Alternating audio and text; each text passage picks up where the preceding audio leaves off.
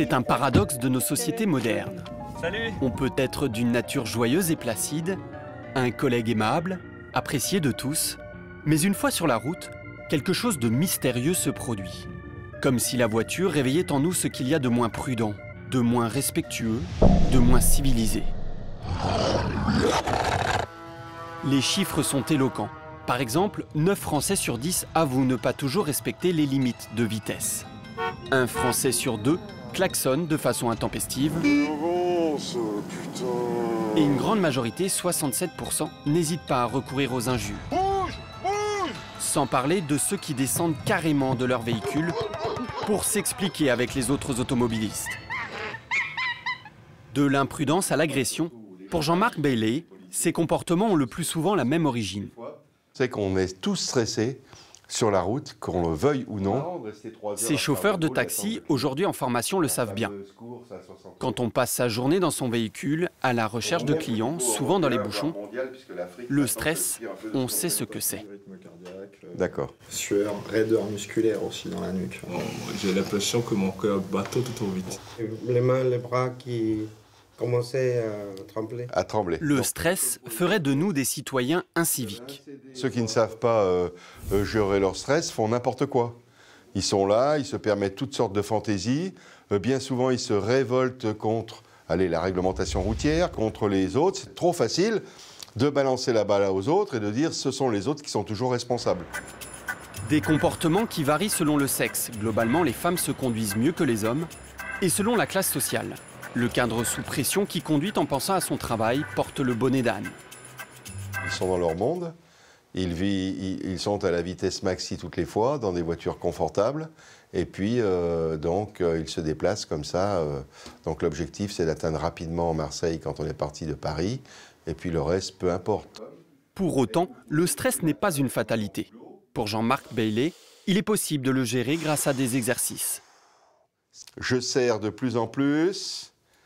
Ça vibre, et après, je lâche tout. Et pour certains, il y a beaucoup à faire. Un motard qui s'énerve contre un automobiliste, et c'est l'escalade, au mépris de la vie humaine. Pour un simple appel de phare, un rabattement trop rapide, certains se transforment en bêtes sauvages. Poursuite, bagarre, le phénomène est surtout propre aux États-Unis ou à la Russie, mais il apparaît aussi en France. En 3 ans, 4 personnes ont trouvé la mort rien qu'à Paris, lors de ce type d'altercation. Nous avons montré ces images à un psychologue spécialiste des transports afin de mieux comprendre ces comportements. Ah oui, il traverse devant, il traverse au vert, oui, d'accord, ok, oui. Ok. La violence peut être vue comme une interruption de la communication. La voiture est une espèce de bulle d'utérus qui nous isole beaucoup les uns des autres. Sur un trottoir, il y a quand même des intermédiaires avant la violence. Il peut y avoir le regard, le langage. Vous allez essayer de calmer la personne avec des mots. Bon, en voiture, vous ne pouvez pas le faire, ça. En voiture, je dirais que vous pouvez tuer quelqu'un parce que l'autre n'existe pas, vu que par rapport aux voitures des années 50, maintenant les voitures aujourd'hui, on ne sent plus la vitesse, on ne sent plus les bruits, on ne sent plus rien. On a des phénomènes aussi bien connus qui favorisent la violence. Quand vous mettez 10 animaux dans un endroit qui est fait pour 2, vous avez beaucoup plus de violence que quand il n'y en a que 2. Bon, bah, le trafic, c'est pareil. C'est-à-dire que plus il y a de trafic, plus il y a d'embouteillage, plus vous verrez effectivement de phénomènes de violence. C'est le manque d'espace, la compétition pour le temps. Sur la route, l'homme est parfois un loup pour l'homme. Et il se transforme aussi en un certain animal de ferme. Nous sommes dans le Val d'Oise. Tout ce qui se trouve dans ce bas-côté provient de la circulation. Des télés, des plastiques, des bouteilles de yaourt, des papiers d'emballage, genre McDo, grec. C'est des plans, plusieurs plans. Et des sextoys, on trouve des sacs à main. Une bouteille d'urine. Et d'où ça vient, ça? Des camions, des poids lourds qui ne veulent pas s'arrêter pour aller aux toilettes. Les conducteurs jettent leurs petits déchets par la fenêtre ou s'arrêtent carrément pour décharger les plus gros, au grand désarroi des agents de la direction des routes.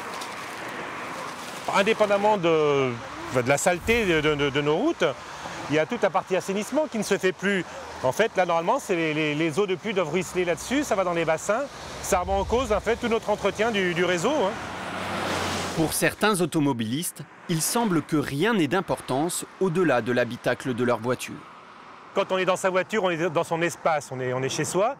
Et le conducteur, dès qu'il est sur un bas-côté, il a l'impression que c'est plus lui, il n'est plus chez lui. Il peut se permettre n'importe quoi.